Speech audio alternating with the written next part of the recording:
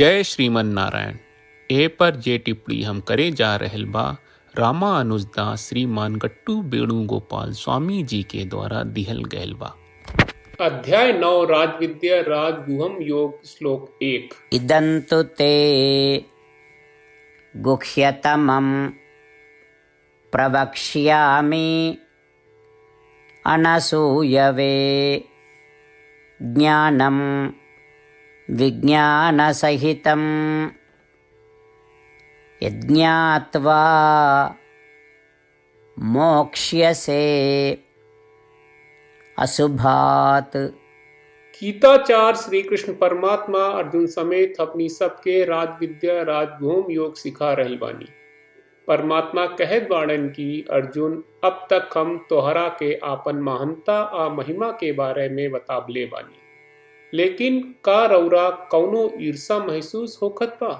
न, हमरा तहरा में कौनो ईर्षा नहीं के दिखत। यही से चूंकि रौरा हमरा से ईर्षा नहीं के करत, ऐसी हम रौरा के एगो बड़न आ अद्भुत रहस्यमय ज्ञान भी दे। हम रौरा के भक्ति के योग और उपासना और ध्यान के विशेष ज्ञान सिखाए। ता अगर रौरा ई बात सुनी और एकर अभ्यास करी ता हमरा प्राप्त के राह में आवे वाला सगरी पाप दूर हो जाई। यही तरह श्री कृष्ण परमात्मा ई सुझाव दे रहल बाड़े कि उनका महिमा के एहसास भइला के बाद हमनी के ईर्षा न करे के चाहिए। ऊ कह रहल बाड़न कि उनकरा से ईर्षा न कहल उनकरा से विशेष ज्ञान पावे के योग्यता बा, और तभी हमनी के सब पाप दूर हो जाई। श्री कृष्ण परमात्मा के शिक्षा के ध्यान करत घरी श्री कृष्ण परमात्मा और श्रीमन नारायण की महिमा के एहसास करत कोशिश करी कि श्रीमन नारायण की महिमा से ईर्षा मत करी, और श्री कृष्ण परमात्मा जौन विशेष ज्ञान सिखावे जा रहल बाड़न ओकरा के ध्यान से सुने खातिर तैयार रही। श्री कृष्ण परमात्मा के वचन के जैसन बा वैसने दोहरावे की कोशिश करी। इदन्तु ते गुह्यतमं प्रवक्ष्यामि अनसूयवे ज्ञानं विज्ञानसहितं यज्ञात्वा मोक्ष्यसे शुभात्। श्रीमन्नारायण करिष्ये वचनं तव।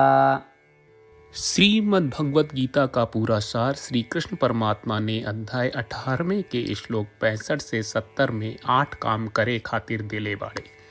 श्री कृष्ण कहले हम ओ लोगन से प्रेम करनी जो लोग इन 8 बातन के मान तारे। हम ओ भक्तन के हर तरह से रक्षा करब।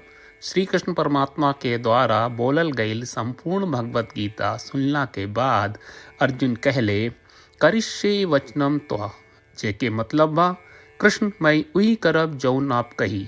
यही कारण बा श्री कृष्ण अर्जुन के हर तरह के सफलता आ विजय प्रदान करेले। आई परमात्मा के आपन व्रत देई कि हमनी के ये 8 गौ कर्म के पालन करी जा। ई वचन परमात्मा के देवे से बड़न कौनो पूजा तपस्या यज्ञ नहीं। हम 8 प्रण कहब जौन हमनी के करे के चाहिए। आप सब कृपया इन्हन के आपन दिमाग और दिल में सोची। श्री कृष्ण के आपन वचन देवे के ई तरीका में हमनी सबकी कल्पना करे के चाहिए कि श्री कृष्ण का चेहरा खुशी से चमकत बा और खुशी के एहसास करत बा। जय श्रीमन नारायण। यहाँ हमनी के 8 वादा बा। हमनी के पहला वादा, हे श्रीमन नारायण आपका निर्देश के मुताबिक हम हमेशा तोहार ध्यान करब और तोहार बारे में सोचब। हमनी के दूसर वादा, हे श्रीमन नारायण आपका सलाह का अनुसार हम हमेशा आपका भक्त रहब। हमनी के तीसर वादा, हे श्रीमन नारायण हम आपन सब काम तोहरा सेवा के रूप में और तोहरा संतुष्टि खातिर करब।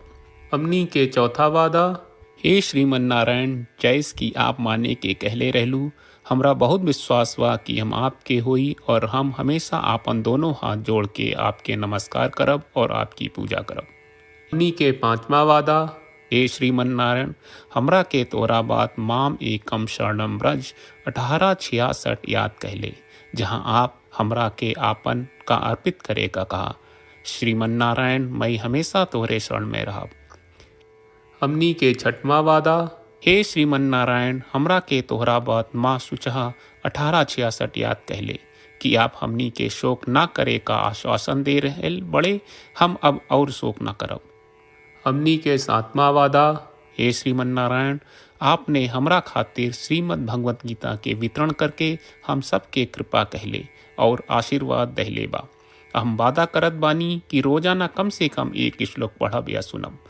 हमनी के आठवां वादा, हे श्रीमन्नारायण, आप गीता के पूरा मानवता तक ले गयलू। हम गीता में आपके दिव्य वचन के उन भक्तन तक पहुँचावे के प्रयास करब जे गीता से अपरिचित बा। हे श्रीमन्नारायण, हम उई करब जौन तू करे का कहब। हम ऐसन व्यवहार करब जैसन आप चाहत बानी और हम खाली आपका खातिर काम करब। श्रीमन्नारायण के रोज आपन वचन देहल कि हम ओइस करब जैस आप कहत बानी, ई अपने आप में बड़न पूजा बा। श्रीमन्नारायण, करशे वचनम त्वा। श्रीमन्नारायण, हम तोरे निर्देश के मुताबिक काम करब। सर्वम श्री कृष्ण अर्पणम अस्तु। जय श्रीमन्नारायण।